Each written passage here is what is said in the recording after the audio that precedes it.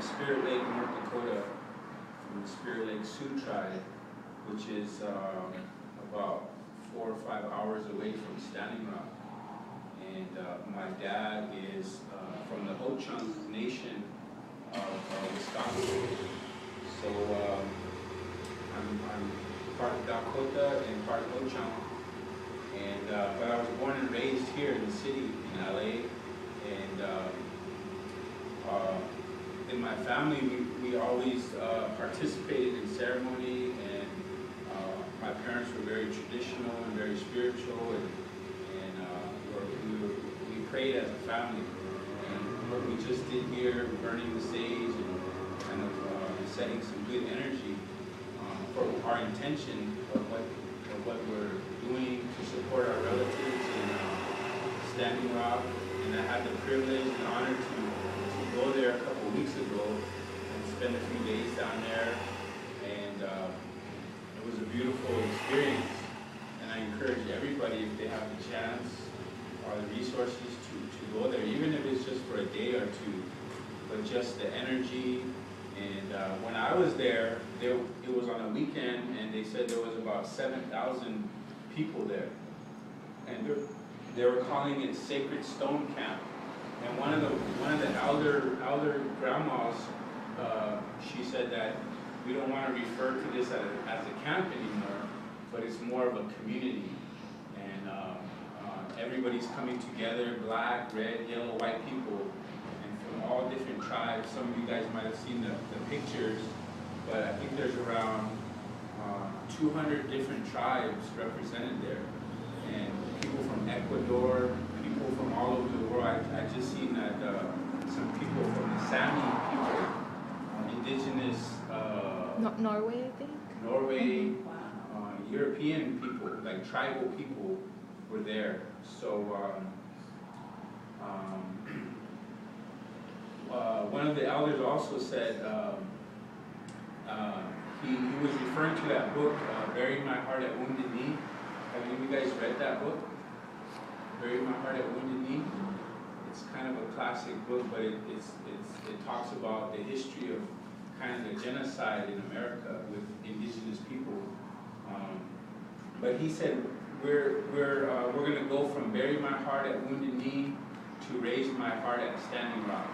And I think that was such a beautiful kind of slogan to go by, because what's going on over there is kind of an awakening for people throughout the country, throughout the world, to take a stand for Mother Earth. And not only Native culture, but all people were tribal people at once. And we were all colonized.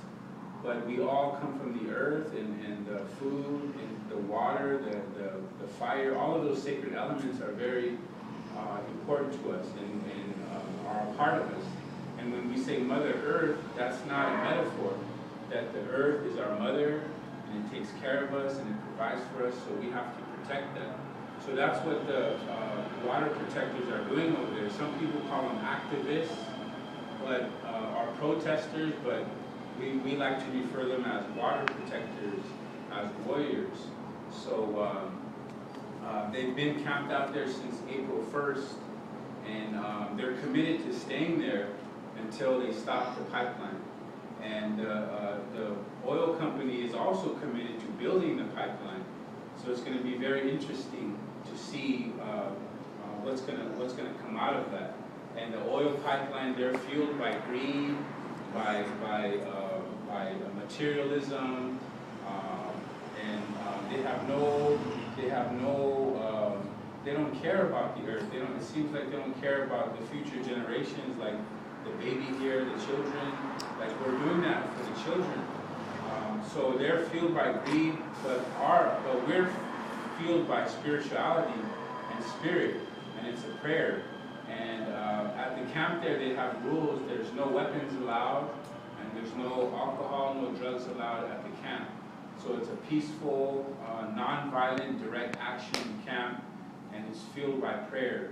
And there's different camps within the camp. So they call it Ocheti Shagui, and that's the 7 council fires. That's the main camp.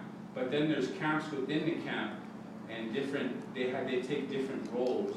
And the camps that are doing the nonviolent direct action is the Red Warrior camp, and they're the ones that are locking themselves to the bulldozers. They're getting arrested.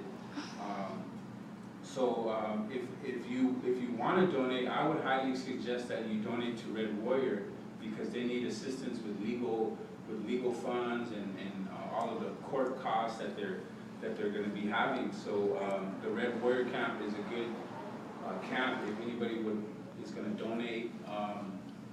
And a lot of people are getting arrested.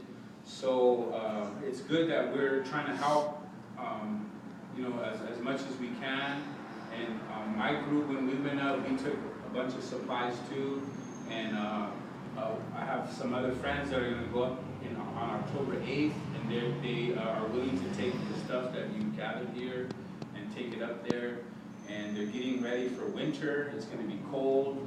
It's going to be a hard winter, but they're committed to staying there.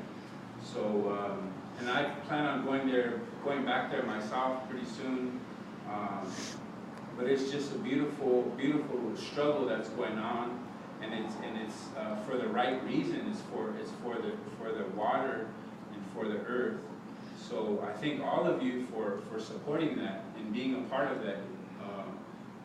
Every little bit helps, and every little bit counts. So thank you for putting that together. And Ovarian Psychos, I heard a lot about this group. So you guys are doing good work, empowering women. And in the old days, there was no need for feminism, because we had a lot of respect for the women, and they were the leaders, and they were the backbone of our people.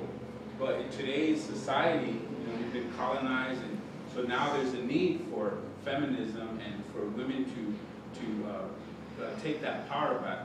So I really like what the organization is for and is about, and empowering young women, and that's a good thing. And the earth is a woman. The earth is our mother. So it's good, and maybe you guys can ride to Standing Rock. He said, Hi. Boyle Heights. Ride from Boyle Heights to Standing Rock on your bikes. That would be a beautiful thing. And I would like to join that, but I don't think you guys allow men in your club. You could be car support. Yeah. So, but we really appreciate that, and I'll let the people know that you guys did your part. And I want to encourage you guys to join the struggle.